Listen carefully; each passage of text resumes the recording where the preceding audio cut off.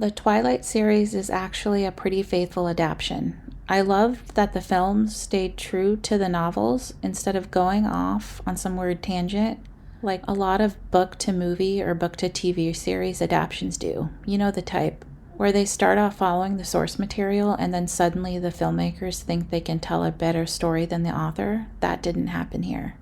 They stuck to the major plot points, kept most of the characters' dynamics intact, and even tried to cast actors who looked like the book descriptions. As a fan of the novels, I really appreciated that. They just changed around little details here and there, a couple being when Edward saves Bella from Tyler's truck. She gets slightly injured. In the movie, she wasn't. In the film, Bella calls out Edward as a vampire in the forest.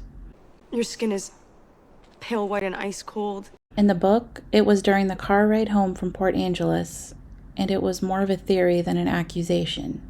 These little details don't bother me that much, and I didn't even remember them until I reread Twilight.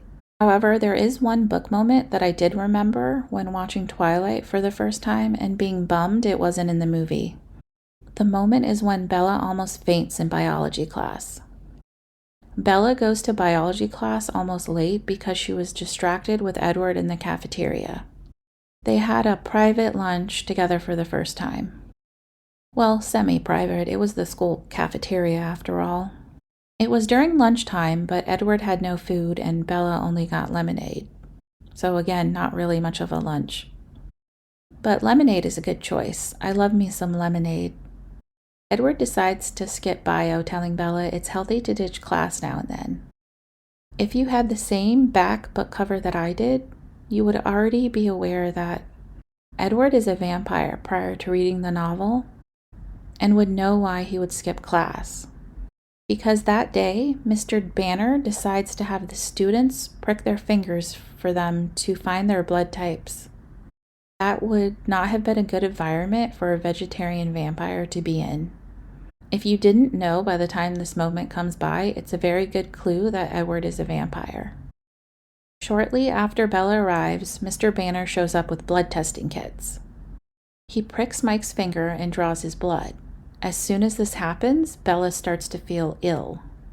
After more students prick their fingers, Mr. Banner checks in on Bella, who admits she feels faint. Mike volunteers to help Bella to the nurse. They get pretty far before Bella needs to lie down and she puts her face on the cold cement of the sidewalk.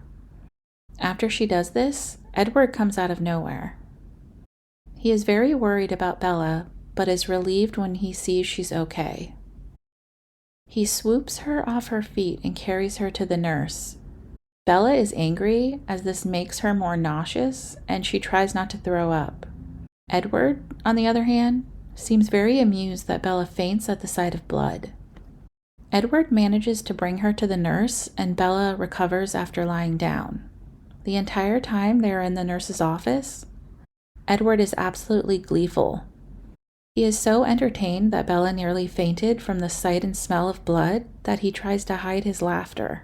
Edward being amused by Bella is a character trait that is often hinted at in the movies, as Edward cracks smiles a lot, but I really like how he outright would giggle at Bella in the book, especially in the biology almost fainting part. Another angle that I really liked of this moment was in Edward's point of view in Midnight Sun. Edward was in his car listening to a CD when he read Mike's worried mind about Bella and saw her body on the sidewalk. The passage from Midnight Sun that followed this moment. I nearly took the door off the car. "Bella?" I shouted. There was no change in her lifeless face when I yelled her name. My whole body went colder than ice. This was like a confirmation of every ludicrous scenario I'd imagined, the very moment she was out of my sight. Edward's point of view really shows how terrified he was of losing Bella, and illustrates how much he actually does care for her. It also points out some of his gleefulness is from being relieved at the fact that she is okay. And of course, a lot of it is amusement that she faints at the sight of blood. It must have been so amusing to a vampire that a human he is infatuated with is so horrified at the sight of blood.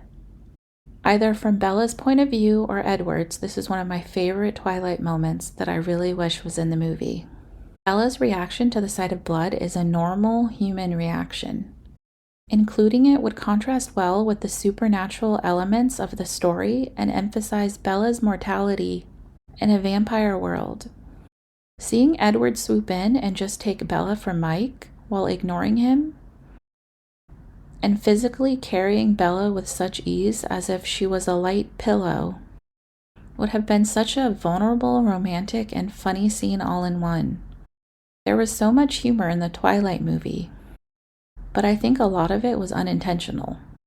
This moment could have been a good, intentionally comical scene. Whenever an adaptation takes place, whether it follows the books or not, there is no way that they will put every moment in the film or TV series. This biology near fainting scene didn't make it into the Twilight film, but I do hope it manages to make it into the animated series for Midnight Sun. Since that is a Netflix TV series, I think there is a good chance it could make it into the show since shows cover more material than a condensed film. What about you? Is there a specific book moment from Twilight or one of the sequels that you wish made it into the movies? Or do you think the films were fine as they were and didn't need anything added? That is it for this video. If you enjoyed it, please give me a thumbs up, leave a comment, and hit subscribe. Thank you for watching. Goodbye.